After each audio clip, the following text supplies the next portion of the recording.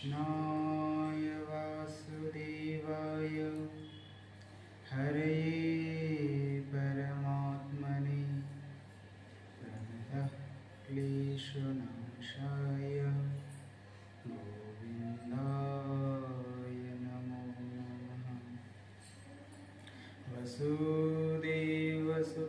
देवं कंसचाणूरमर्दनं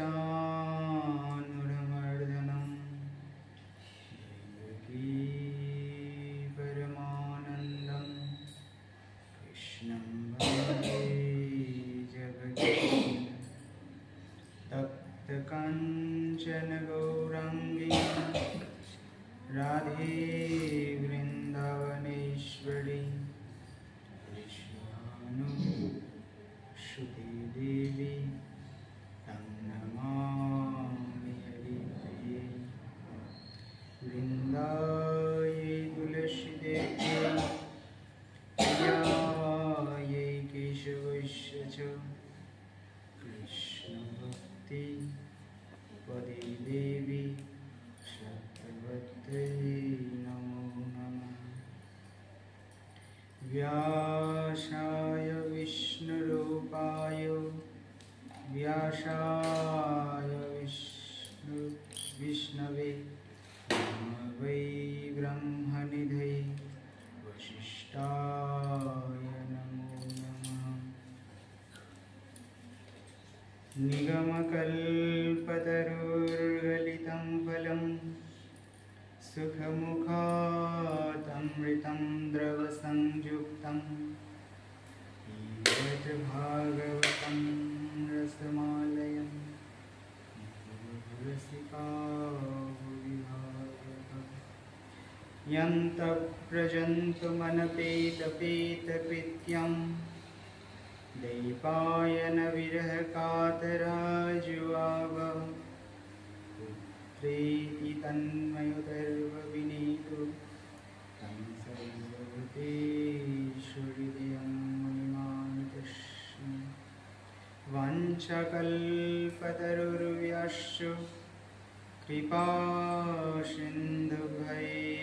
च पतितानां पावनेभ्यो वैष्णवेभ्यो नमो नमः।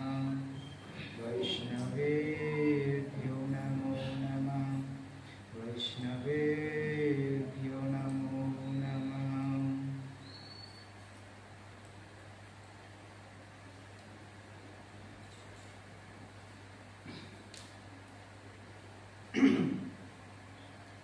जय जय श्री राधारमण। जय जय नवल किशोर। जय गोपी चितचोर प्रभु। जय जय माखन चोर। जय जय माखन चोर। जय जय माखन चोर। जय राधे जय राधे राधे। जय राधे जय श्री राधे। जय राधे जय राधे राधे। जय राधे जय श्री राधे। जय निताई जय निताई जय निताई जय निताई जय निताई। श्री राधे श्याम हरे कृष्ण श्री राधे श्याम।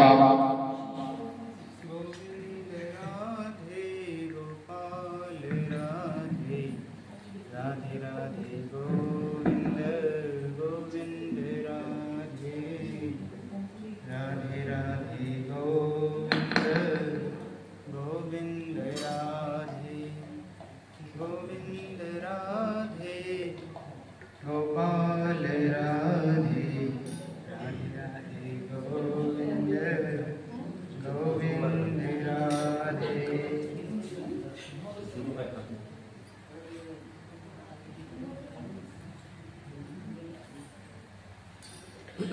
श्रीमद्भागवत महापुराण की सुखदेव स्वामी की व्यासदेव भगवान की बाल कृष्ण लाल की व्रजेश्वरी राधा रानी की भक्ति देवी तुलसी महारानी की सद्गुरुदेव महाराज की सब संतन की सब भक्तन की अपने अपने गुरु गोविंद की अनंत कोटि वैष्णव की अनंत कोटि वैष्णव की अनंत कोटि वैष्णव की सद्गुरुदेव महाराज की हरिनाम संकीर्तन की हरिनाम संकीर्तन की हरिनाम संकीर्तन की आज के आनंद की आज के आनंद की आज के आनंद की जगत जननी गौ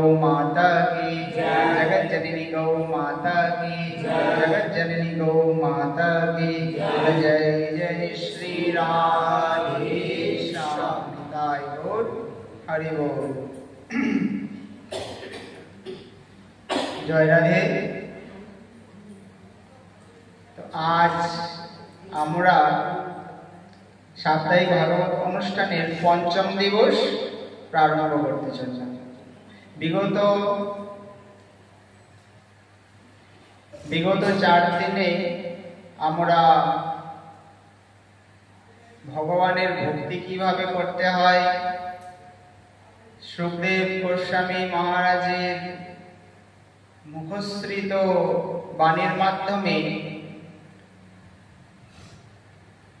মুখ্য শ্রোতা রাজা পরীক্ষিত মহারাজ তিনি অধীর আগ্রহে সকল কিছু শ্রবণ করেছিলেন এবং তিনি শ্রবণ করার মাধ্যমে আমি প্রথম দিবসে নিবেদন করেছিলাম যে ভাগবত আমাদের মধ্যে এত সুলভ কি করে হয়ে গেল। তো সেই সমস্ত কিছু আমরা প্রথম দিবস থেকে চতুর্থ দিবসের মধ্যে ভাগবতের গরিমা, ভাগবতের মাহাত্ম্য, ভাগবতের ভূমিকা এবং ভগবত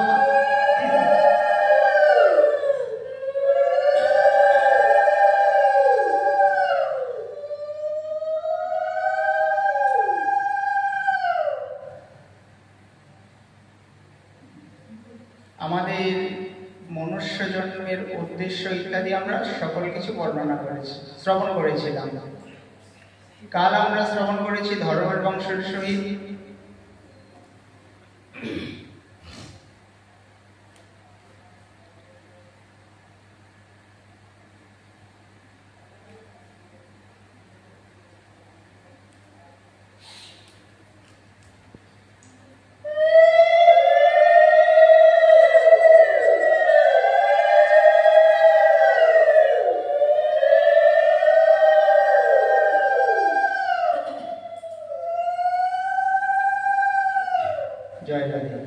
তো আমরা কাল শ্রবণ করেছিলাম সুখদেব গোস্বামী মহারাজ পরীক্ষিত মহারাজকে ভাগবতের নাম মহিমা, ধর্মের বংশের ব্যাখ্যা সহিত তিনি গজেন্দ্র উপাখ্যান এবং বামন ভগবানের বলির যজ্ঞশালায় আগমন বৃত্তান্ত শুনিয়েছিলেন। তাহা আমরা কাল এইখানে চতুর্থ দিবসে শ্রবণ করেছি। তো জড়ভরতের ভগবত ভক্তির দিকে ভক্তি বিন্দুমাত্র কমে যাওয়াতে, হরিণের প্রতি মোহিত হওয়াতে তিনি কিভাবে ভগবত ধাম প্রাপ্ত করা থেকে বিরত থাকলেন তাও আমরা শ্রবণ করেছি। পুনরায় ভগবত ভক্তি করাতে তিনি কি করে মুক্তি পেলেন তাও আমরা শ্রবণ করেছি। তিনার দ্বারা একজন রাজা খুব অল্প সময়ের মধ্যে কিভাবে ধার্মিক হয়ে উঠলেন তাও আমরা শ্রবণ করেছি। কাল আমরা রৌগণের এবং জড়ভরতের সংবাদ শ্রবণ করেছি। রৌগণ সিন্ধু সৌপির দেশের রাজা ছিলেন এবং এই রৌগণ কে ছিলেন? যে হরিণীটিকে, হরিণের বাচ্চাটিকে তিনি লালন পালন করে বড় করেছিলেন, যে হরিণের মোহে মোহিত হয়ে গিয়েছিলেন, সেই হরিণের বাচ্চাটি পরজন্মে রঘুগণ হয়ে জন্ম নিয়েছেন এবং তিনি আমাদের ভরত মহারাজ জড়ভরত রূপে জন্ম নিয়েছেন আঙ্গিরস গোত্রীয় ব্রাহ্মণের গৃহে। জড়ভরত জি মহারাজ রঘুগণকে আত্মোপদেশ করলেন। আত্মোপদেশ করার পর সেই আত্মোপদেশের একটি সংক্ষিপ্ত মুখ্য যে শব্দটি তিনি বলেছিলেন, সেই শব্দটি বলেছিলেন যে মহতের সৎসঙ্গ, বিনা মহৎ পাদরজো বিশেকম। হে মহারাজ, জীবনে আপনি যা কিছুই করুন না কেন, যদি বা জীবনে আপনি মহতের সঙ্গ না করেন, তাহলে আপনার এই জীবন সার্থক হবে না, বিফলে যাবে। যা কিছু করে নাও, যদি জীবনে কোনোদিনও সৎসঙ্গ প্রাপ্ত করতে পারোনি, সৎসঙ্গ পাওনি, মহতের চরণ শরণ নাওনি, মহতের চরণ স্পর্শ পাওনি, তবে এই জীবনটা বেকার। ধ্রুবজি মহারাজ 5 বছর বয়সে ভগবানকে তো প্রাপ্ত করে নিয়েছিলেন, কিন্তু তিনি ভগবানকে পেয়েও পৃথিবী ভোগ চেয়েছেন। কেন?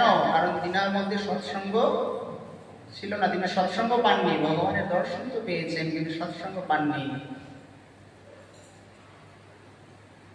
ভগবানের পরম প্রিয় ভক্ত হনুমানজি মহারাজ, তিনাকেও ভগবান বৈকুণ্ঠে যাওয়ার জন্য বলেছিলেন, কিন্তু তিনি যাননি। কেন যাননি? আজ আমরা ভগবান রামচন্দ্রের চরিত্র সম্বন্ধে কিছু সংক্ষিপ্ত আলোচনা করব। এমনিতে তো আমরা রামায়ণ, যদি রামায়ণের অনুষ্ঠান করি, ভাগবত অনুষ্ঠান তো 7 দিনের মধ্যে হয়ে যায়, রামায়ণ অনুষ্ঠান 15 দিন লাগে। রামায়ণ ব্যাখ্যা করতে বিশাল এবং বিপুল। আমাদের 24টি অবতারের মধ্যে রাম এবং কৃষ্ণ দুটো অদ্ভুত চরিত্র, যার মধ্যে কোনো মিল নেই আর মনুষ্য জীবনের সাথে সম্পূর্ণভাবে যুক্ত রয়েছে। গভীরভাবে যদি আমরা সেই তত্ত্ব নিয়ে আলোচনা করি, অনেক কিছু জানার আছে, অনেক কিছু বোঝার আছে, অনেক কিছু শোনার আছে। তো রঘুগণকে আত্মোপদেশ করলেন, হে রাজন, জীবনে আপনি যাই করুন না কেন, বিনা মহৎ পাদরজো বিশেকম, মহাপুরুষদের চরণ শরণ না নিলে আপনার এই জীবন বেকার, কোনো দাম নেই জীবনে। রঘুগণকে আত্মোপদেশ করলেন, ধর্মের বংশের ব্যাখ্যা করলেন। আমাদের এই ভারতবর্ষ যে কর্মভূমি, তিনি ভারতবর্ষের বিষয়ে বর্ণনা করলেন। সৎকর্মের ফলে বৈকুণ্ঠ, অসৎকর্মের ফলে নরকবাস, পুনরপি জননম পুনরপি মরণম পুনরপি জননী জঠরে শয়নম। তিনি সমস্ত কিছু বৃত্তান্ত বললেন এবং সুখদেব স্বামী মহারাজকে পরীক্ষিত মহারাজ প্রশ্ন করে দিলেন যে আমরা যদি পাপ, অজান্তে কোনো পাপ হয়েও যায়, আমরা করতে চাই না, তবে তার থেকে মুক্তি কি করে পাবো? তিনি সেই উপায়ও বলে দিলেন, কাল আমরা শ্রবণ করেছি। এবং সবচেয়ে বড় প্রায়শ্চিত্ত হলো ভগবানের নাম স্মরণ, নামকে আশ্রয় করে নাও। আর প্রায়শ্চিত্তে যদি এক শব্দে বুঝি, সেই এক শব্দে প্রায়শ্চিত্ত বলতে গেলে পশ্চাতাপ। যে পাপটি বা যে অন্যায়টি আমি করে ফেলেছি, সেই অন্যায়টি আমার দ্বারা ভবিষ্যতে আর দ্বিতীয়বার হবে না, সেই সংকল্প নেওয়াই আমার পাপের প্রায়শ্চিত্ত হয়ে যাওয়া। কিন্তু যদি সংকল্প করার পর আমি পুনরায় সেই কার্যটি করলাম, তবে সেটি অপরাধ হয়ে যায়, আর অপরাধের মুক্তি নেই। অজান্তে যদি ভুল হয়ে যায়, তবে সেটা কিছুটা ছাড় পাওয়া যায়, কিন্তু জেনে বুঝে ভুল করলে, পাপ করলে, অপরাধ করলে সেটার শাস্তি আমাকে ভোগ করতেই হবে। বলেই অজ্ঞানে করিলে পাপ, জ্ঞান আসিলে সারে, সজ্ঞানে করিলে পাপ, খণ্ডাইতে কেউ নাহি পায়। সজ্ঞানে জেনে বুঝে যেটা পাপ, অন্যায়, সেটার মধ্যে যুক্ত হতে নেই। সেটা আমাদের একটি অহংকারের মুখ্য কারণ। আমি বলেছিলাম, অর্জুন গীতার মধ্যে ভগবানকে বলেছিলেন যে আমরা পাপ করতে চাই না কেন, কোনো একটি অদৃশ্য শক্তি যেন আমাদেরকে সেটিকে ধাপিত করে নিয়ে যায়। তখন ভগবান উপদেশ করেছিলেন, সেটা তাও আমরা শ্রবণ করেছি।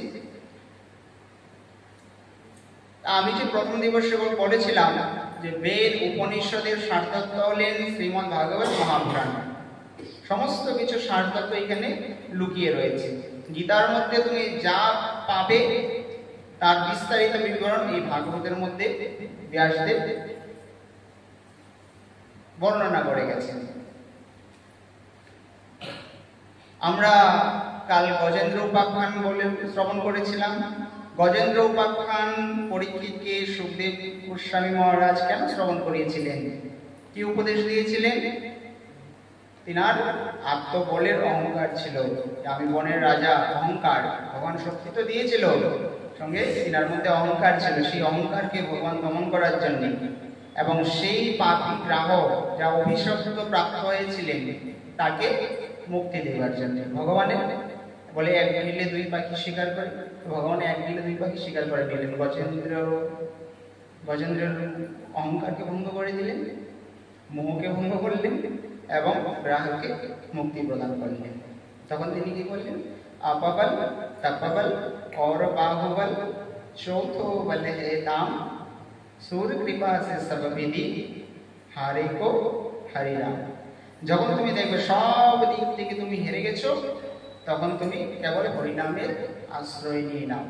বাস, তুমি যেখানে ভাবছো সে সেখানেই দেখবে, ঠাকুর যেখানে সেখান থেকে আবার তোমার পুনরায় শুরু হবে। काम कर निष्काम निर्मल नाम ले घनश्याम का सूखी बगिया फिर खिलेगी ऋतु बदल जाने के बाद।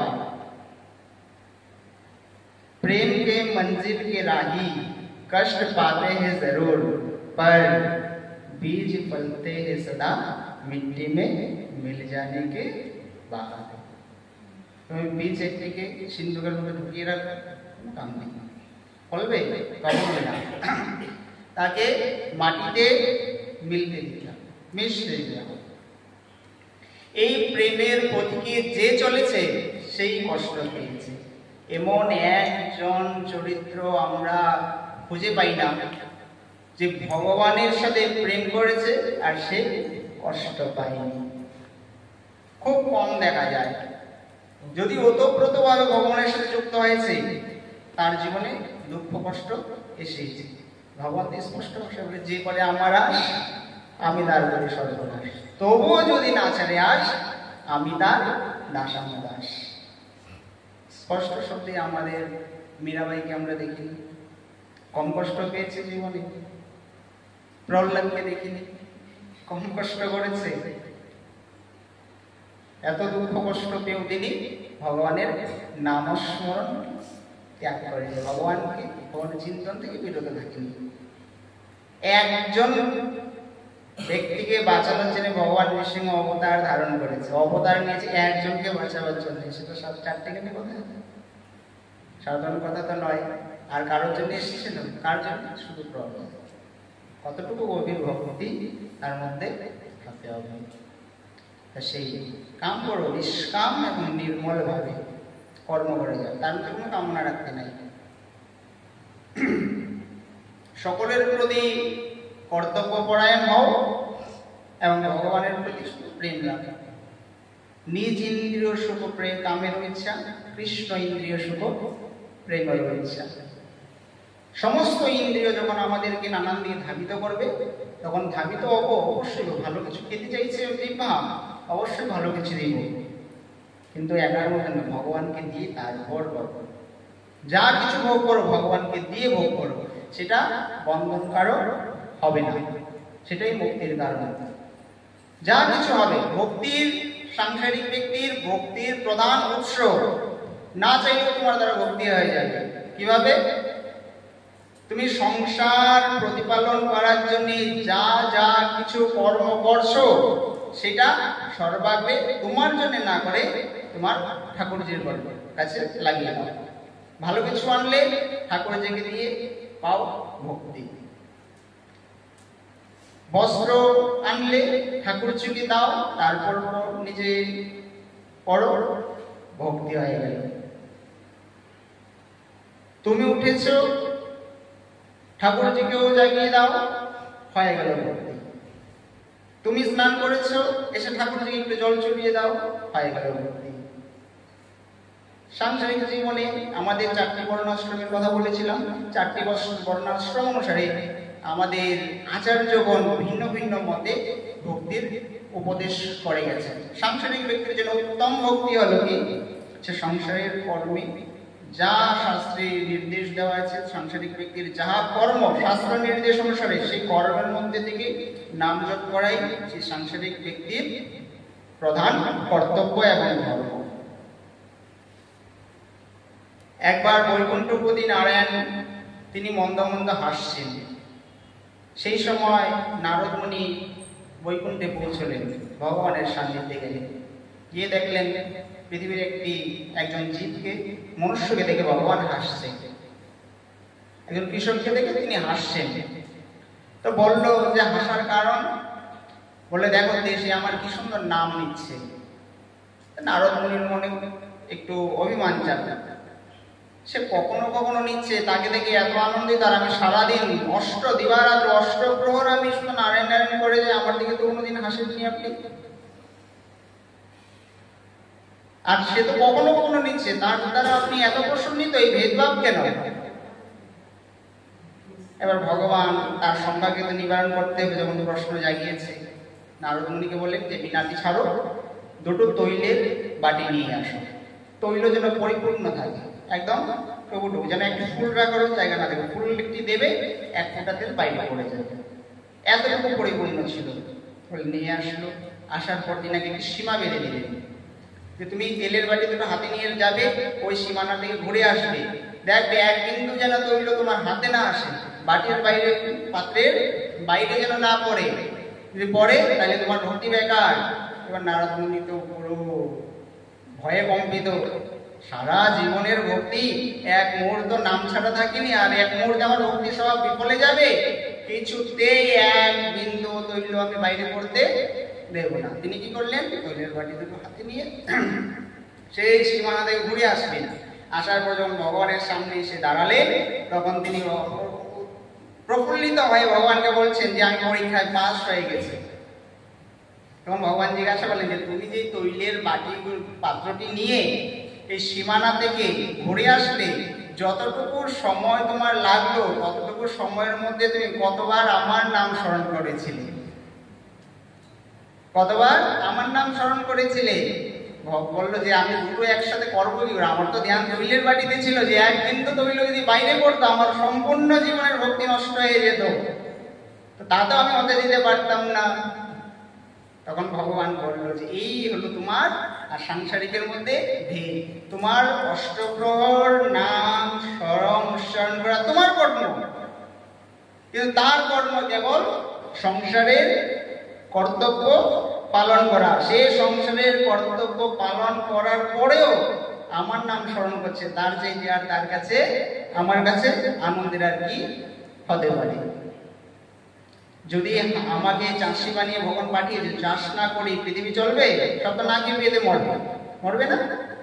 তো আমাদের 4টি বর্ণাশ্রম অনুসারে আমাদের ভক্তির মার্গ আলাদা আলাদা দেওয়া আছে। এবার গুরু মহারাজের আশ্রয়ে গেলে তিনি যতটুকু আমাদের দেবেন, আমাদের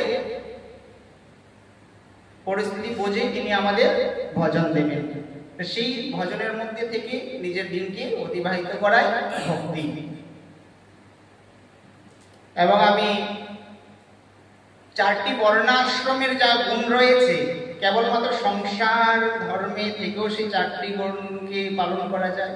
আমি প্রথম দিবসে বলেছিলাম। এখন আর ওইখানে তো ঢোকার সময় নেই, আমাদের আরো আগে অনেক দূর যেতে হবে। তো পরীক্ষিত মহারাজকে সুখদেব স্বামী বর্ণনা করছেন যে ভগবানের ভক্তি কিভাবে করা যায়, ভক্তির মধ্যে কিভাবে নিজেকে লীন করা যায়, সমস্ত কিছু বর্ণনা করলেন। করার পর তিনি বললেন যে 24টি যে আমাদের ভগবানের অবতার রয়েছে, সেই 24 অবতারের মধ্যে আমাদের ভগবান রামচন্দ্র হলেন মর্যাদা পুরুষোত্তম এবং ভগবান শ্রীকৃষ্ণ হলেন লীলা পুরুষোত্তম। দুজনের চরিত্র সম্পূর্ণরূপে ভিন্ন এবং দুটোই আমাদের জীবনে গ্রহণযোগ্য। কিন্তু ভগবান রামচন্দ্র যতদিন আমাদের এই পৃথিবীতে ছিলেন, তিনি যত লীলা করেছেন সমস্ত লীলাই আমাদের গ্রহণযোগ্য। আর আমাদের ভগবান শ্রীকৃষ্ণ তিনার জীবনে কিছু কিছু লীলা আমাদের গ্রহণযোগ্য, সম্পূর্ণ নয়। শতকরা 70% তিনার লীলা আমরা গ্রহণ করতে পারি না। ভগবান রামচন্দ্র যা করেছে সেটা করো, ভগবান শ্রীকৃষ্ণ যা বলেছে সেটা করো। ভগবান শ্রীকৃষ্ণ যা করেছে সেটা তুমি করতে পারবে না। 7 বছরের বালক পুতনা রাক্ষসকে বধ করেছে, পারবে কেউ? 6 মাসের বালক সপ্তাহকে বধ করেছে, পারবে? 1 বছরের বালক তৃণাবর্তকে বধ করেছে, পারবে? 5 বছরের বালক 5 বছর দাবাগ্নি পান করছে, যখন বলে আগুন লেগেছিল সেই অগ্নিকে পান করছে, পারবে কেউ? 7 বছরের বালক 7 ক্রোশ গিরিরাজকে ধারণ করেছিলেন এক অঙ্গুলিতে, কেউ পারবে? মনুষ্যের ক্ষমতা আছে? ভগবান শ্রীকৃষ্ণ যা করেছেন সকল ঐশ্বর্যময় ছিল, ভগবানের লীলা ঐশ্বর্যময়। তাই ভগবানের সব লীলা, ভগবান শ্রীকৃষ্ণের সব লীলা আমাদের গ্রহণযোগ্য নয়। হ্যাঁ, মথুরার পর যখন দ্বারকায় প্রবেশ করেছেন, দ্বারকা লীলার কিছু কিছু আমরা আমাদের গ্রহণযোগ্য হতে পারে, আমরা গ্রহণযোগ্য করতে পারি, কিন্তু তাও সম্পূর্ণ লীলা গ্রহণ করতে পারি না। তো আজ আমরা ভগবানের পুরুষোত্তম শ্রী রামচন্দ্রের লীলা শ্রবণ করব। ভগবান রামচন্দ্রের আবির্ভাব হয়েছিলেন সূর্যবংশী। সূর্যবংশী ভগবান রামচন্দ্রের আবির্ভাব হয়েছিলেন। সূর্যের আরেক নাম হলো বৈবস্বত, মনুর বংশী ভগবান রামচন্দ্র এসেছেন 40 পিঢ়ির পর। তিনার বংশে এক থেকে এক ধর্মপরায়ণ রাজা আবির্ভাব হয়েছিলেন। আমাদের পূর্বপুরুষগণ যদি ধর্মপরায়ণ হয়, আমাদের আগামী সন্তানাদি, আমাদের সহিত আমাদের আগামী সন্তানাদিও ধর্মপরায়ণই আসবে। ভগবান রামচন্দ্রের পূর্বপুরুষগণ কতটুকু ধর্মপরায়ণ ছিলেন, তার মধ্যে অম্বরীশ রাজার চরিত্র আমরা সকলেই জানি। রাজা অম্বরীশ একাদশী ব্রত করেছিলেন, দুর্বাসা ঋষি এসেছিলেন পারণার মুহূর্তে। কোনো এক কারণে তিনি ক্রোধিত হয়ে গেলেন। ক্রোধিত হয়ে যাওয়ার পর যখন অম্বরীশ রাজাকে তিনি অভিসংবাদ করলেন, তখন ভগবানের তাহা সহ্য হইল না, ভগবান তাহা সহ্য করতে পারলেন না। তিনি অম্বরীশ মহারাজের সেই ভক্তির উপর বিভোর হয়ে দুর্বাসা ঋষির উপর তিনি সুদর্শন চক্র চালিয়ে দিলেন। এবার সুদর্শন চক্র আসছেন, তিনি সমস্ত বিশ্ব ব্রহ্মাণ্ড ভ্রমণ করছেন। শিবের কাছে গেলেন, ব্রহ্মার কাছে গেলেন, শেষ পর্যন্ত সকলেই উপদেশ করলেন যে যিনি তোমার পিছনে সুদর্শন চক্র চালিয়েছে তিনার কাছে যাও, সেই বাঁচাতে পারে। পুনরায় গেলেন বৈকুণ্ঠে, বৈকুণ্ঠপতি নারায়ণের কাছে, যে আপনার সুদর্শন চক্র তো আমাকে বধ করে ফেলবে, আপনি আমাকে রক্ষা করুন। বলে আমিও পারবো না, আমি এই সুদর্শন চক্রকে ফিরিয়ে নিয়ে আসতে পারবো না। কেন?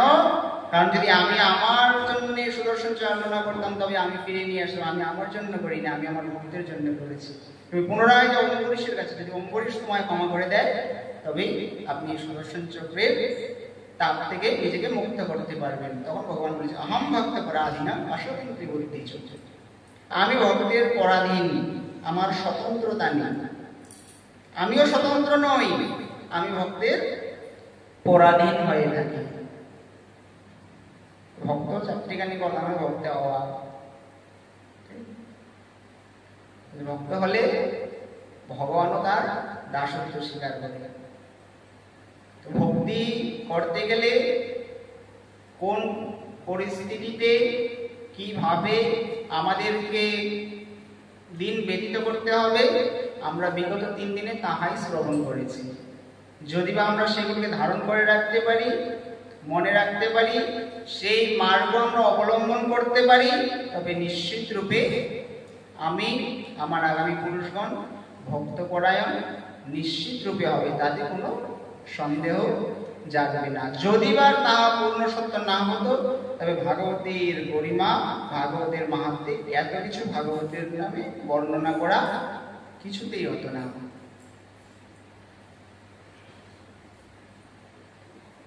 এবার ভগবান রামচন্দ্রের সেই সূর্য বংশের মধ্যে আরেক রাজা হলেন সাগর। তিনার দুই পত্নী ছিলেন, একজনের একটি মাংসপিণ্ড হয়েছিল, একজনের পুত্র হয়েছিল একজন অসামঞ্জস। মাংসপিণ্ডকে দেখে তিনি সেই মাংসপিণ্ডকে টুকরো করে দিলেন, 60,000 পুত্রতে পরিণত হলেন। অসামঞ্জস একদিন তিনারা অশ্বমেধ যজ্ঞ প্রারম্ভ করেছিলেন। সেই যজ্ঞের ঘোড়া দেবরাজ ইন্দ্র কপিল মুনির আশ্রমে নিয়ে বেঁধে রেখে দিয়েছিল। যজ্ঞের ঘোড়া খুঁজতে খুঁজতে যখন কপিল মুনির আশ্রমে পৌঁছলেন, তখন সেখানে দেখলেন যজ্ঞের ঘোড়া বাঁধা। এবার কপিল মুনিকে চোর ভেবে যখন তিনারা প্রহার করতে গেলেন, কপিল মুনির নেত্র খোলা মাত্র সেই 60,000 সাগরপুত্র ভস্মীভূত হয়ে গেলেন। এবার ব্রাহ্মণের প্রধাগ্নিতে যেই ব্যক্তি মারা যাবে, সেই ব্যক্তি জীবনে কোনোদিন মুক্তির অধিকারী হবে না, জীবনে কোনোদিন ব্রাহ্মণের তাপে আসতে নাই। এবার ব্রাহ্মণ যে কেউ হতে পারে না। ব্রাহ্মণ যদি নিজের কর্ম এবং ধর্মপরায়ণ হয়ে সমাজে করে নিজে দিন ব্যতীত করে, তবে ভুলক্ষণেও যেই ব্রাহ্মণ শুদ্ধ যোগ্য কবিতাধারী হয়, যেই ব্রাহ্মণ বিকাল সন্ধ্যা নিষ্ঠা সহকারে পালন করেন, নিজের কর্তব্য শাস্ত্রের অনুসারে পালন করেন, ভবিষ্যতে ভুলক্ষণেও তিনার সান্নিধ্যে অপরাধ করতে নেই। ব্রাহ্মণের অপরাধ করে নিলে ভগবানও তাকে বাঁচানোর ক্ষমতা রাখে না। ব্রাহ্মণের কতটুকু ক্ষমতা আমরা রাজা হরিশ্চন্দ্রের কথা শুনেছি। বিশ্বামিত্র মুনি নাকি কঠোরভাবে পরীক্ষা নিলেন ভক্তের মর্যাদাকে স্থাপন করার জন্য। ভক্তের মর্যাদা কতটুকু, গরিমা কতটুকু, তিনি কিন্তু ভুল কাজ করেননি। ভক্তকে সমাজে উচ্চ স্থান প্রদান করতে চেয়েছিলেন, কিন্তু তিনার পরীক্ষা একটু কঠোর হয়ে গেছে, কঠোর থেকে কঠোরতম। সর্বস্ব হারিয়ে ফেলেছিলেন রাজা হরিশ্চন্দ্র। যখন কঠোরভাবে কষ্ট হয়, আরামভাবে শোনো, কষ্ট ছিল না, হ্যাঁ আরামে শোনো, তবুও শোনো। বিশ্বামিত্র মুনি যখন রাজা হরিশ্চন্দ্র কঠোরতম পরীক্ষা নিতে গেলেন, নিয়েও নিলেন পরীক্ষা। যখন অন্তিম মুহূর্ত ভগবানের সহ্য হলো না, আমার ভক্তের এত কঠোর পরীক্ষা, এত পরিশ্রম, এত কষ্ট। রাজার দুঃখ দেখে, কষ্ট দেখে ভগবান বিশ্বামিত্র মুনিকে অভিশাপ দিয়েছিলেন। কি দিয়েছিলেন? যে আজ থেকে তুমি যা যজ্ঞ করবে সব সময় নিষ্ফল হয়ে যাবে, তোমার কোনো যজ্ঞ তুমি পূরণ করতে পারবে না, তুমি আমার ভক্তকে খুব কষ্ট দিয়েছো, আমার ভক্তকে খুব কষ্ট দিয়েছে। এবার ব্রাহ্মণ তো নিজের সত্তাকে ছাড়বে না, তখন বললো যে আমি রাজি, আমার যজ্ঞ পূরণ হবে না, না হোক তবু আমি যজ্ঞ করবো, কিন্তু হে ত্রিলোকপতি, আমি কথা দিচ্ছি আমার যজ্ঞকে পূরণ করার জন্য আপনাকে একদিন পৃথিবীতে এসে আমার যজ্ঞকে সুসম্পন্ন করতে হবে, আপনার দায়িত্বে যজ্ঞশালাকে সংরক্ষণ দিয়ে। সেই কথার ফলে ভগবান রামচন্দ্রকে পুনরায় আসতে হলো একটি দায়িত্ব পালন করার জন্য। না, দায়িত্ব তো অনেক ছিল, কিন্তু তার মধ্যে একটি মুখ্য কারণ এও ছিল যে ব্রাহ্মণ যদি নিজেকে চিনতে পারে, নিজের সত্তাকে বুঝতে পারে, তবে ব্রাহ্মণ পারবে না এই পৃথিবীতে এমন কোনো তার কাজ নেই। তার কাছে কি নেই? বেদ আছে, বেদান্ত আছে, উপনিষদ, সমস্ত কার্য করাতে সে সক্ষম, কিন্তু সে আজ পর্যন্ত নিজেকে চিনতে পারবে না। যতক্ষণ আমরা নিজেকে চিনতে না পারবো, ততক্ষণ আমরা আমাদের সত্তা, আমাদের কর্ম, আমাদের কিছুই আমরা বুঝতে পারবো না। সকলকে আগে নিজেকে জানা উচিত যে আমি কাল প্রশ্নগুলো বলেছিলাম যে আমরা কোথা থেকে এসেছি, কেন এসেছি, কি আমার কর্ম, যেতে তো হবে, যাবো তো কোথায় যাবো, এই প্রশ্নগুলো আমাদের মনের মধ্যে জাগানো দরকার। সেই প্রশ্নই আমাকে একদিন আমার উদ্দেশ্যে নিয়ে যাবে, পৌঁছে দেবে। সাগরপুত্রগণ ভস্মীভূত হয়ে গেলেন, তাদের মুক্তির জন্য গঙ্গাকে আনয়ন করতে হবে। এবার অজর সামঞ্জস্যের পুত্র দিলীপও তপ করলেন, পারলেন না। দিলীপের পুত্র ভগীরথ গঙ্গাকে আহ্বান করলেন, তিনি তপস্যায় সফল হলেন। ব্রহ্মলোক ভেদন করে ধ্রুবলোকে আসলেন। ধ্রুবলোক থেকে সপ্তর্ষি মণ্ডল হয়ে শিবের জটাতে আসলেন। শিবের জটা থেকে হিমালয় থেকে গঙ্গোত্রী থেকে গঙ্গা আমাদের পৃথিবীতে প্রবাহিত হতে লাগলেন। যখন তিনি ভগীরথের পিছন পিছন গঙ্গা আসছিলেন, সেই সময় পথের মাঝখানে পড়েছিলেন জন্মমুনির আশ্রম। এবার আশ্রম দিয়ে ফেলেছে, জন্মমুনি ক্রোধিত হলেন, গঙ্গাকে পান করে নিলেন, সম্পূর্ণ গঙ্গায় পান করে নিলেন। গঙ্গাকে পান করে নেওয়ার ভগীরথ দেখছেন গঙ্গা তো অদৃশ্য হয়ে গেছে, কোথায় গেল? জন্মমুনি পান করে নিয়েছে। এবার তিনি যখন নিজে সমস্ত বৃত্তান্ত বললেন, জন্মমুনি পুনরায় গঙ্গাকে প্রকট করতে গেলেন। এবার জন্মমুনি ভাবছেন গঙ্গাকে পান তো করে নিয়েছি, যে মুখ দিয়ে আমি বের করি গঙ্গা উচ্ছিষ্ট হয়ে যাবে, তিনার দ্বারা আর অভিষেক আদি হবে না। যে আমরা আমাদের মলমূত্র ত্যাগ যেখানে করি সেখান দিয়ে বের করলে সেই গঙ্গা অপবিত্র হয়ে যাবে, সেটাও আমাদের শর্ট কাজে লাগবে না। তখন জন্মমুনি কি করলেন, নিজের জাঙ্ঘা চিরে বের করে দিলেন। অনেকে বলে কান দিয়েও বের করে দিয়েছেন, জাঙ্ঘা চিরে তিনি বের করে দিয়েছিলেন, গঙ্গাকে পুনরায় প্রকট করে দিলেন। এই জন্য গঙ্গার নাম কয়েকটি, গঙ্গা এক নাম নয়, গঙ্গার কয়েকটি নাম। আমি কাল নিবেদন করেছিলাম যে গঙ্গার উৎপত্তি কোথা থেকে হলো। ব্রাহ্মণ ভগবানের চরণ যখন ব্রহ্মলোকে গেলেন, ব্রহ্মা চরণজল করে অঙ্গুলিতে রেখে দিলেন। গঙ্গা ভগবানের চরণ থেকে উৎপত্তি হয়েছে বলে তার নাম এক নাম হলো বিষ্ণুপদী। মহাদেব জটায় ধারণ করেছিলেন বলে তিনার নাম জটাশঙ্করী। ভগীরথ এনেছিলেন বলে তিনার নাম ভাগীরথী। ভগীরথ এনেছিলেন ভাগীরথী। জন্মমুনি পুনরায় প্রকট করেছিলেন বলে জাহ্নবী, এবং অনেক নাম আছে, আরো নাম আছে অলকনন্দা, গোদাবরী, সকলে গঙ্গার একটি নাম। গঙ্গার এত মাহাত্ম, যেখানে গঙ্গা প্রবাহিত হচ্ছে সেই গঙ্গার তীর থেকে 1200 কিলোমিটার দূরে থেকেও যদি কেউ স্নান করার সময় গঙ্গা গঙ্গা গঙ্গা উচ্চারণ করে স্নান করে, তবে সেই ব্যক্তিও গঙ্গা স্নানের ফললাভ করতে পারে। তো গঙ্গায় গিয়ে স্নান করা সেটার তো মাহাত্ম আলাদা, তবুও গঙ্গা গঙ্গা কিছু তো হবে। বলছেন যে গঙ্গার এতটুকু ক্ষমতা, তার কিনারে বাস করতে হবে না, বসবাস করতে হবে না। যদি 1200 কিলোমিটার দূর থেকেও কেউ উচ্চারণ করে, তবুও গঙ্গা তার উপর কৃপা বর্ষণ করে। পুনরায় সাগরের বর্ষের উপর সে গঙ্গা প্রবাহিত, সকলেই তিনারা মুক্তি পেলেন, 60,000 সাগর মুক্তি পেলেন। তো সেই বংশের ধারাবাহিকভাবে আসেন রাজা অজর পুত্র হলেন রাজা দশরথ। বিশাল ধর্মাত্মা ছিলেন দশরথ। 10 দিকে যার মহারথ, যিনার রথ 10 দিকে ধাবিত হতে পারতেন, স্বর্গ মর্ত্য পাতাল 10 দিকে তিনি স্বর্গে অনায়াসে আবাগমন করতেন। দশরথ রাজা এত প্রতাপবান, এত ধর্মাত্মা ছিলেন। তিনার 3জন ধর্ম পত্নী ছিলেন, কৌশল্যা, কৈকেয়ী, সুমিত্রা, কিন্তু সন্তানাদি ছিলেন না। তিনার কুলগুরু ছিলেন বশিষ্ঠ মুনি, ব্রহ্মার পুত্র বশিষ্ঠ। বশিষ্ঠ মুনির কাছে তিনি একদিন গেলেন। কেন গিয়েছিলেন? তিনি যখন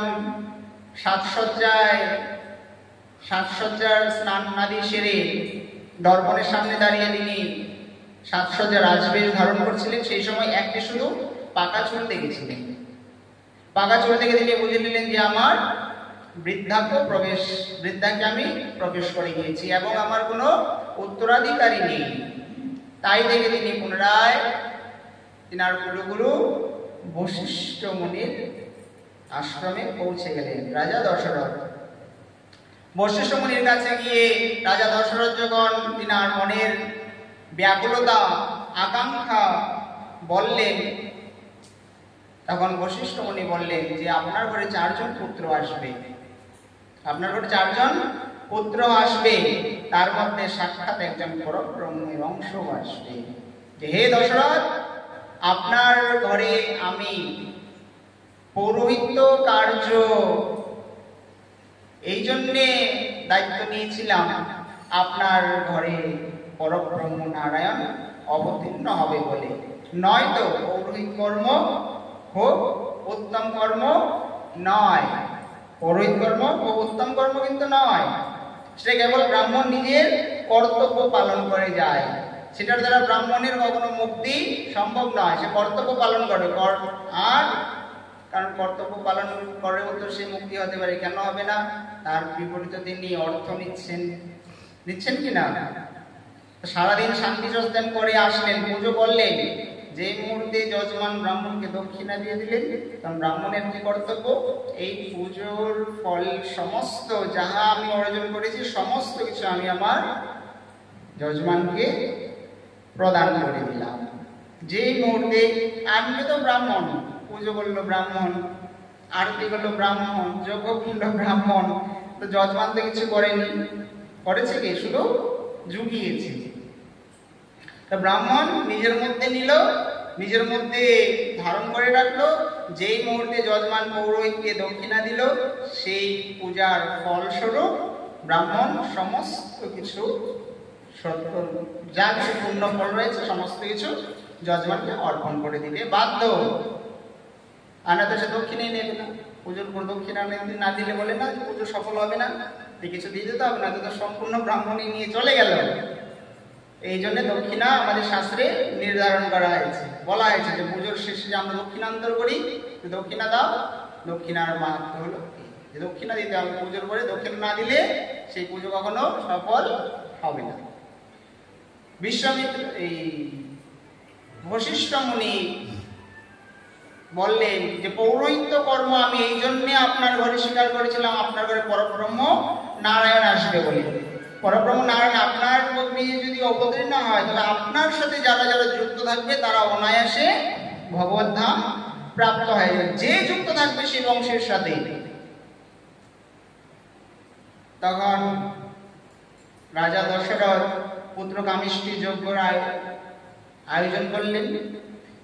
বশিষ্ঠ মুনি নিজে মুখ্য পুরোহিত হয়ে যজ্ঞ সুসম্পন্ন করলেন। যখন যজ্ঞ সুসম্পন্ন হলো, তখন অগ্নিদেব চড়ু নিয়ে প্রকট হলেন।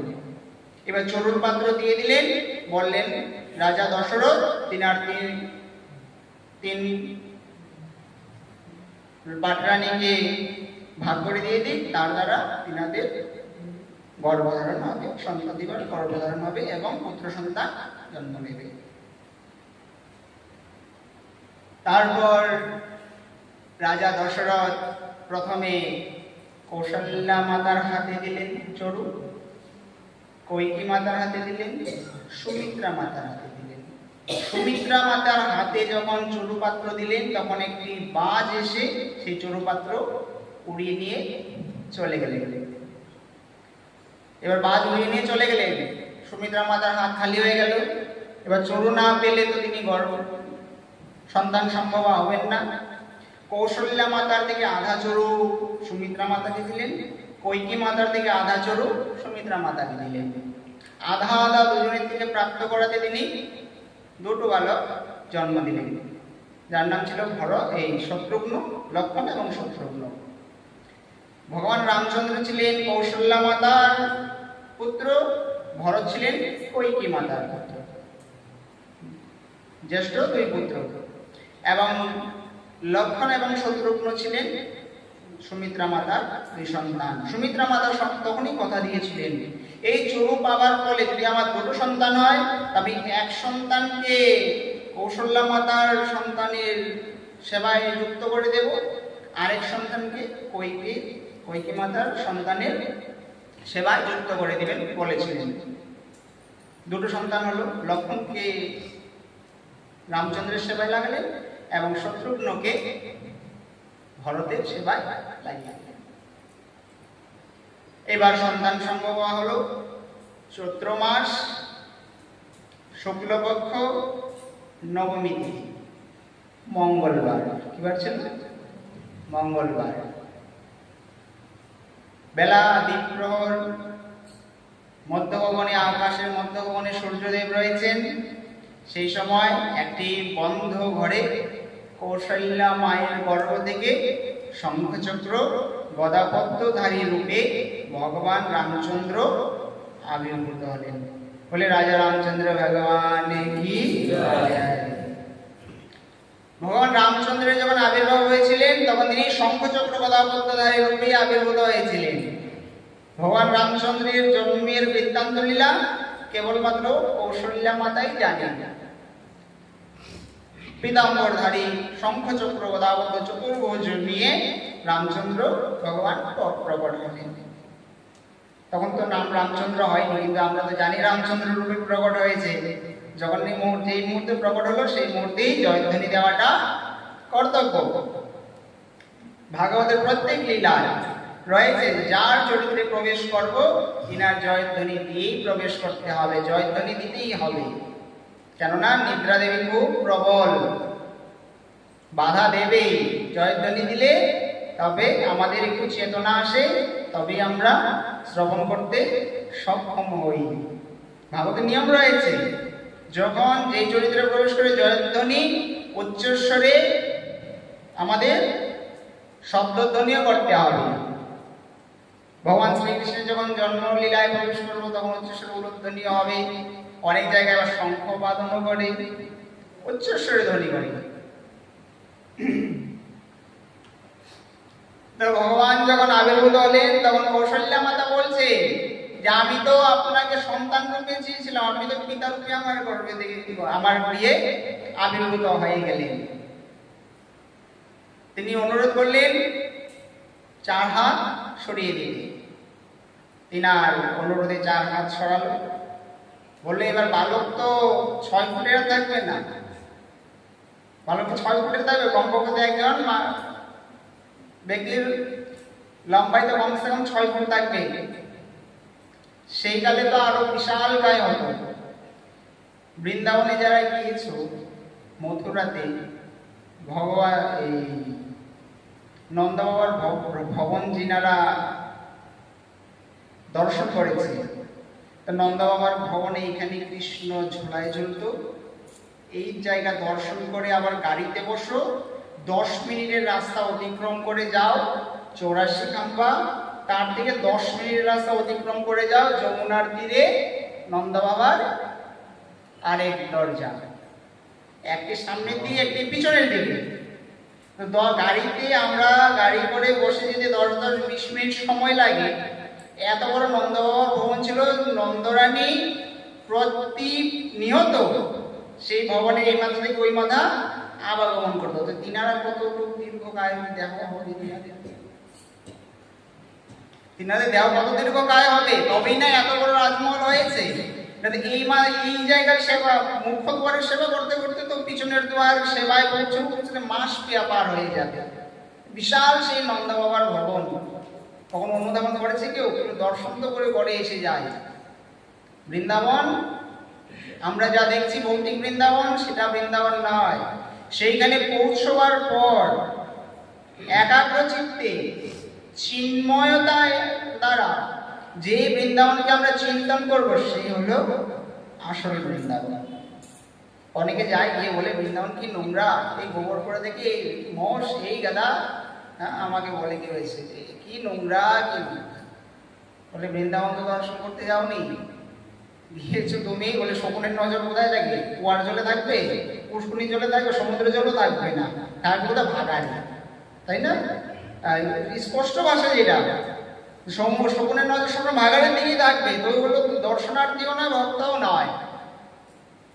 একবার প্রাতঃস্মরণীয় পরম পূজ্যপাদ শ্রী হরিগোপাল গোস্বামী মহারাজের কাছ থেকে, যিনি নিত্যলীলায় প্রবিষ্ট হয়েছেন, তিনার কাছ থেকে একটি ছোট্ট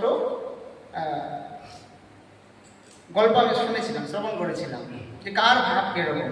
তো সেটা আমি সংক্ষিপ্তভাবে বলছি। একবার নারদ মুনি পুনরায় ভগবান শ্রীকৃষ্ণের কাছে গেলেন দ্বারকায়। খুব গম্ভীর হয়, মনে মধ্যে হাসি নেই, আনন্দের ছটা নেই। নারদ মুনিকে দেখে পুনরায় ভগবান শ্রীকৃষ্ণ জিজ্ঞাসা করলেন, তোমার এই গম্ভীর মুখের কারণ কি? বলে, আমি তোমার এত প্রশংসা করি, এত তোমার নাম সেবায় যুক্ত থাকি, আর তোমার এই দুশ্চরিত্র, সবাই তোমাকে ভালোবাসে না, সবাই তোমাকে ভালোবাসে না। যে সবাই যাকে ভালো না বাসে সে কখনো পরব্রহ্ম হতে পারে না। ভগবান বলছেন যে ঠিক আছে, তাহলে পরীক্ষা করেই দেখা যাক আমি কতটুকু জলের। এবার ভগবানের প্রশংসাই বা কে করে, ভগবানের উপেক্ষাই বা কে করে? ভগবান নারদ মুনিকে শিক্ষা দিচ্ছেন। নারদ মুনি হলাম আমরা, আমাদের মধ্যে নারদ বসে আছে, আমাদের মনে প্রশ্ন যাচ্ছে যে আমরা কে কেমন। আবার একটু আগে গেলে আরেকটা চরিত্র প্রবেশ করে। ভগবান নারদ মুনিকে 3টি মালা দিলেন, একটি উত্তম মালা, একটি মধ্যম মালা, একটি অধম মালা।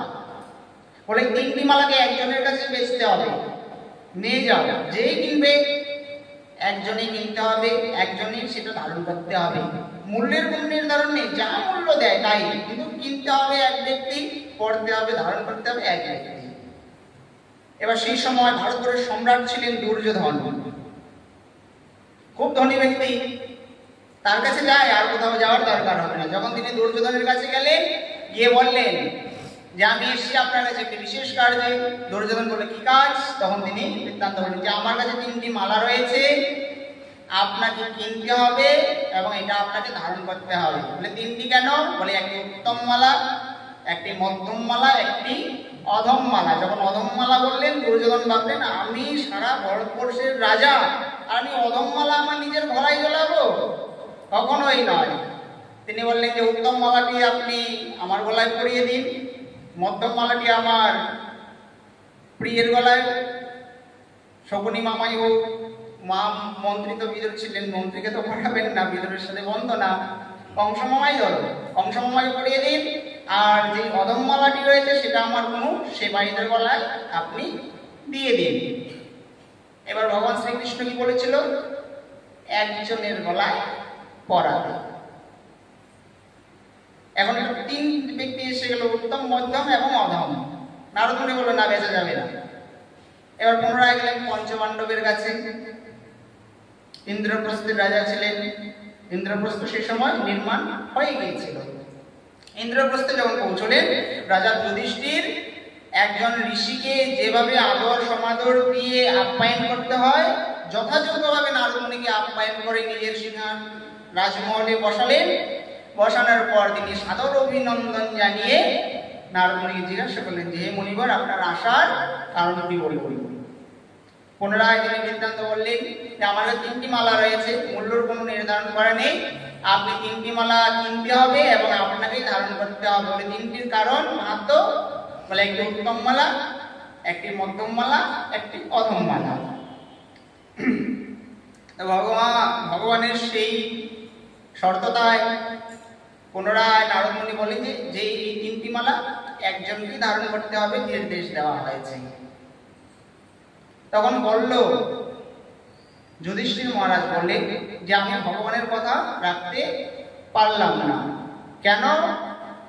বলে এখানে যে উত্তম মালাটি রয়েছে, এই উত্তম মালার অধিকারী কেবলমাত্র দ্বারিকাধীশ শ্রীকৃষ্ণ। তার যোগ্যতা এখন আমি অর্জন করতে পারিনি, তিনি একমাত্র সেই উত্তম মালার সর্বশ্রেষ্ঠ অধিকারী। অধম মালাটি যে রয়েছে, আপনি যদি আপনার খুব কষ্ট না হয় তবে আপনি সেই মধ্যম মালাটিকে ভগবান শ্রীকৃষ্ণের দ্বারিকাধীশের প্রসাদী করে আপনি আমার গুরুজনদেরকে দিয়ে দিন। এবং এই অধম মালাটি রয়েছে, আপনার যদি আরেকটু খুব কষ্ট না হয় তো দ্বারিকাধীশ শ্রীকৃষ্ণের চরণে স্পর্শ করিয়ে সেই মালাটি আপনি আমাকে প্রদান করে দিন। তিনি সেখানে মালাটি বিক্রি করলেন না। শর্ত ছিল, ভগবান শর্ত দিয়েছে একজনের কাছে বিক্রি করতে হবে, একজনের গলাতেই পরাতে হবে। এখানেও 3 জন ব্যক্তি এসে গেল। এবার নারদ মুনি পুনরায় সেই মালা নিয়ে দ্বারকায় পৌঁছে গেলেন। যখন জিজ্ঞাসা করলেন কি হলো, যে মালা বিক্রি করলেন না কেন? বলে গিয়েছিলাম হস্তিনাপুরে, এই শব্দ বলেছে, এসেছিলাম ইন্দ্রপ্রস্থে, রাজা যুধিষ্ঠির এই শব্দ বলেছে। বলে যার ভাব যেমন সে ভগবানকে সেভাবে প্রত্যক্ষ করেছে। কেউ কাউকে ভালো বলে না, কেউ কাউকে ভালোবাসে না, সব সময়ের ভাব, সময়ের বেদ। তোমার সাথে আজ প্রয়োজন আছে, তুমি ভালো, কাল থাকবে না, ভালোবাসবে না, তাতে মনের মধ্যে দুঃখ আনতে নেই। কেউ কাউকে ভালোবাসে না, কেবলমাত্র ঈশ্বর ছাড়া। তাকেই ভালোবাসো, সকলে সমস্ত কর্ম কত বুদ্ধিতে করো। আবার বলছি, ভালোবাসো তাকে। কর্তব্য পরায়ণ হয়ে যখন তুমি কর্ম করে যাবে, তার মধ্যেই তোমার ভালোবাসা ফুটে উঠবে। কেউ যদি ভালো নাও বাসে, খেদ করতে নেই, নিজের মধ্যে জড়ো। কোনো ব্যক্তি ভালোবাসলে না আমি ধাম প্রাপ্ত হব, কেউ আমায় গালিগালাজ করলে না আমি নরক প্রাপ্ত হব, সব আমার কর্মের উপর নির্ভর করবে। তখন তিনি বোঝালেন, ভগবান শ্রীকৃষ্ণ নারদকে বোঝালেন, এবার বলো ওনারা দুজন যে আমার প্রশংসা করলো এবং নিন্দা করলো, তাদের মধ্যে শ্রেষ্ঠ কে? তখন বলল যুধিষ্ঠির। বলে যে যে ব্যক্তি যেমন, সে সমস্ত জগৎ সংসারকে সেভাবে দেখবে। তো এমন এমন কিছু ব্যক্তি রয়েছে যে কেবল লোকের খারাপটাই দেখবে, ভালো গুণ কখনো দেখবে না। তো সেগুলোকে শাস্ত্রে সৎ জ্ঞানী ব্যক্তি বলা হয়নি। সেই ব্যক্তিগুলো পঞ্চম বৎসর বলে ভুল হবে, তৃতীয় মাস সুসম্পন্ন করা একটি বালকের মতো।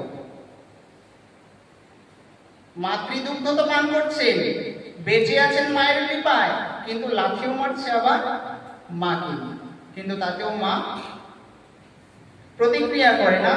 তার যদি সদা সর্বদা বাৎসল্য দৃষ্টি রেখে যান, সে হলো মায়ের করুণা। তো কোনো মহৎ ব্যক্তি কখনো নিজের নিন্দায় বিচলিত হবেন না, সে সময়ের উপরে ছেড়ে যাবেন। তো জীবনে প্রচেষ্টা করো যেন মহতের কখনো নিন্দা না হয়, যেই ব্যক্তিই করুন। ভগবান সবকিছু সহ্য করতে পারে, কিন্তু তার ভক্তের নিন্দা, তিনার ভক্তের কষ্ট, তিনার ভক্তের দুঃখ কখনো তিনি সহ্য করতে পারেন না। সে ব্রাহ্মণ হোক, ক্ষত্রিয় হোক, বৈশ্য হোক, যে ব্যক্তিই হোক। আমরা এই দিন একটু আগে 10 মিনিট আগে আমরা শ্রবণ করলাম, ভগবান রামচন্দ্র আবির্ভূত হলেন। তিনাকে কৌশল্যা মাতা ভগবানের কাছে নিবেদন করলেন, তিনি যেন বালক রূপ ধারণ করে। ভগবান কৌশল্যা মাতার অনুরোধে বালক রূপে পরিণত হয়ে গেলেন। বালক রূপে পরিণত হওয়ার পর তিনি হাসছেন, মা কৌশল্যাকে দেখে বলে, বালক যখন জন্ম নেয় তখন তো বালক কাঁদে, আপনি তো হাসছেন, না কাঁদলে জানবে কি করে লোকে যে আপনি প্রকট হয়েছেন? বলে বচন সুজানা রোদন টানা হইবা লকসুর ভূপা। যখন মাতা কৌশল্যার বচন শুনলেন, তখন ভগবান কাঁদতে শুরু করলেন। যখন কাঁদতে শুরু করলেন, তখন বাইরে যারা ছিলেন দাসীগণ সকলেই সংবাদ পেলেন যে কৌশল্যা মাতা বাচ্চা প্রসব করেছে, বাচ্চা জন্ম নিয়েছে। তখন সকলেই আসলেন। এইবার ভগবান রামচন্দ্র সূর্য বংশে জন্ম নিয়েছেন বলে সূর্যদেবের আনন্দের ঠিকানা নেই, যে ভগবান আমার ধারায়, আমার বংশে অবতরিত হয়েছেন। সূর্য যেখানে রয়েছিল সেখানেই সে রয়ে গেল, না সে যাচ্ছে না চন্দ্রমা আসার সুযোগ পাচ্ছে। এবার ভগবানের কাছে চন্দ্রমা গিয়ে নিজের দুঃখ প্রকাশ করলেন। ভগবান প্রতিশ্রুতি দিলেন, এই জন্মে আমি সূর্যবংশে এসেছি, আগামী অবতারে চন্দ্রবংশে আসবো, তুমিও তখন আমাকে প্রাণ ভরে দেখে নিও। ভগবান রামচন্দ্র সূর্যবংশে আবির্ভূত হয়েছিলেন, ভগবান শ্রীকৃষ্ণ চন্দ্রবংশে আবির্ভূত হয়েছিলেন। ভগবান রামচন্দ্র আবির্ভূত হলেন পর ভগবান রামচন্দ্রের পর ভরত আবির্ভূত হলেন, ভরতের পর লক্ষ্মণ, শত্রুঘ্ন। এবার 4 জনের নাম সংস্কার, আমাদের দশবিধ সংস্কারের মধ্যে আসে, আমরা বাচ্চা বালকের নাম রাখি, নাম সংস্কার। তো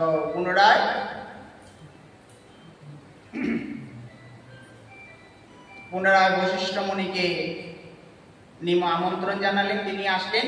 তিনি 4 বালকের তিনাদের গুণ অনুসারে নাম রেখে দিলেন। ভগবান রামচন্দ্রকে প্রত্যক্ষ করে ভগবান রামচন্দ্রের নাম রাখলেন রাম।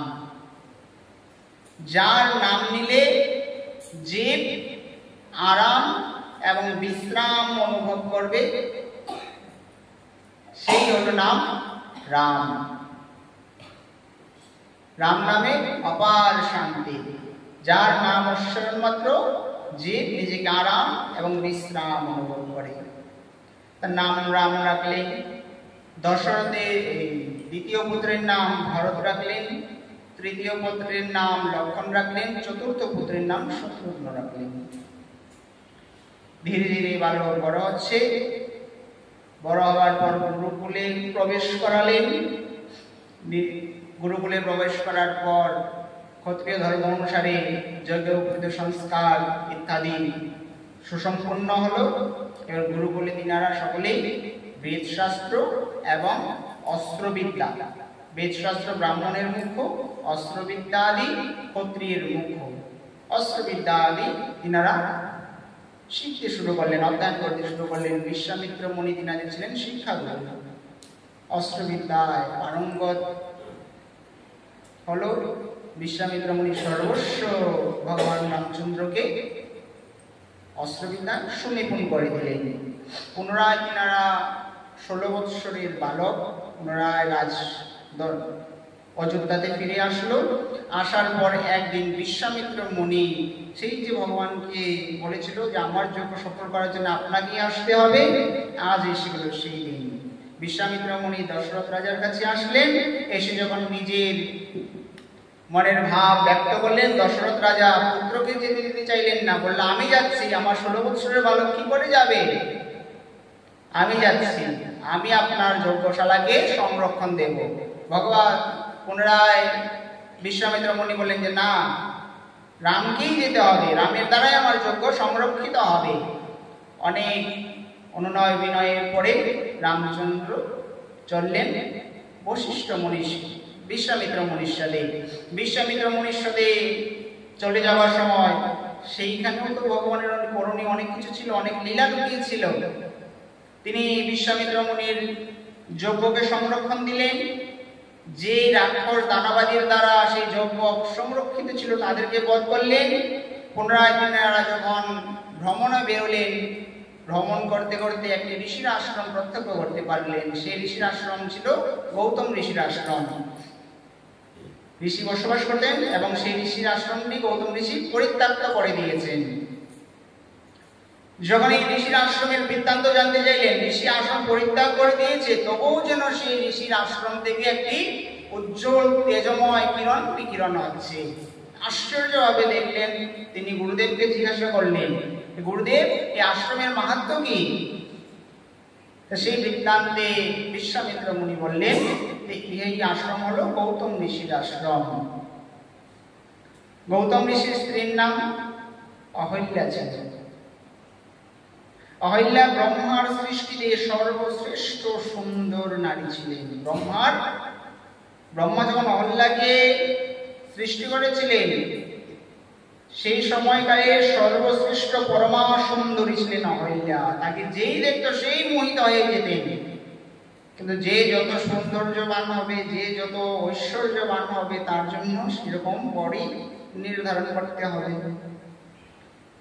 সমস্ত দেবগণ অহল্যার প্রতি আকর্ষিত হয়ে যাচ্ছেন, সকলেই তাকে স্ত্রী বানানোর জন্য উদ্যত হয়ে যাচ্ছেন। কিন্তু ব্রহ্মা একটি শর্ত রেখেছিল, যেই ব্যক্তি প্রথমেই সর্বস্ব পৃথিবীকে ভ্রমণ করে আমার কাছে উপস্থিত হবে, সর্বাগ্রে অল্প সময়ের মধ্যে, সবচাইতে কম সময়ের মধ্যে, সেই ব্যক্তি আমার অহল্যার পতি হবে। যখন গৌতম ঋষির কানে সেই সংবাদ পৌঁছল, গৌতম ঋষির আশ্রমে সেই সময় একটি গৌমাতা বাচ্চা প্রসব করছিলেন সেই সময়ে। এবং শাস্ত্রে বলে দ্বিমুখা গাই মানে গৌমাতার নিজস্ব মুক্ত রয়েছে। যখন তিনি বাচ্চা প্রসব করবে, যখন তিনি বাচ্চার মুক্তি মাত্র প্রসব হবে, সেই সময় সেই গাইকে প্রদক্ষিণ করলে সমস্ত পৃথিবী প্রদক্ষিণের ফল লাভ করা যায়। সঙ্গে সঙ্গে গৌতম ঋষি কি করলেন, সেই গৌমাতাকে প্রদক্ষিণ করে নিলেন এবং ব্রহ্মার কাছে পৌঁছে গেলেন যে আমি সমস্ত পৃথিবীকে ভ্রমণ করে নিয়েছি। বলে শরীর দিয়ে শুধু কষ্ট করলেই আমাদের কষ্ট সফল হয় না, কখনো বুদ্ধিও চালাতে হয়, তাই না? যেই একটা বিল্ডিং কোনো বানাতে গেলে সবচেয়ে অধিক টাকা কে পায়? ইঞ্জিনিয়ার। কিন্তু সে কষ্ট 10% করে না, তাই না? বুদ্ধির দ্বারা সবকিছু করতে হয়। গৌতম ঋষি বুঝে দিয়েছে বুদ্ধি হলো শ্রেষ্ঠ। বুদ্ধির মাধ্যমে তিনি সমস্ত ভারত পৃথিবীকে ভ্রমণ করে নিলেন, ব্রহ্মার কাছে পৌঁছে গেলেন। ব্রহ্মার কন্যা অহিল্যাকে গৌতম ঋষির সাথে বিবাহ দেওয়া। তিনার উপর ইন্দ্রের নজর ছিলেন। ইন্দ্রের প্রতি অহিল্যার যৎসামান্য আকর্ষণ হওয়ার ফলে ধ্যানস্থ হয়ে গৌতম ঋষি তা প্রত্যক্ষ করতে পারলেন এবং তিনাকে পাষাণ হয়ে যাওয়ার অভিশাপ দিয়ে দিলেন। তিনি যখন অহিল্যা যখন তার মুক্তির পথ ছিলেন তখন বললেন যে ভগবান রামচন্দ্র রূপে আসলে তখন তোমার মুক্তি হবে। তো সেই আশ্রমের মধ্যে নিয়ে তো যেতেই হবে। বিশ্বামিত্র মুনি রামচন্দ্রকে নিয়ে গেলেন এবং বললেন যে আপনার দ্বারাই এই পাথর পুনরায় উজ্জীবিত হতে পারে, আপনার চরণ স্পর্শে। সেখানে আদেশ করলেন না, সেখানে নিবেদন করলেন যে আপনার চরণ স্পর্শে এই নারী পুনরায় পাথর পুনরায় নারী রূপে উজ্জীবিত হয়ে উঠবে। রামচন্দ্র এতই মর্যাদা পুরুষোত্তম ছিলেন, তিনার চরণ সেই পাথরের মধ্যে স্পর্শ করতে তিনি রাজি হলেন না।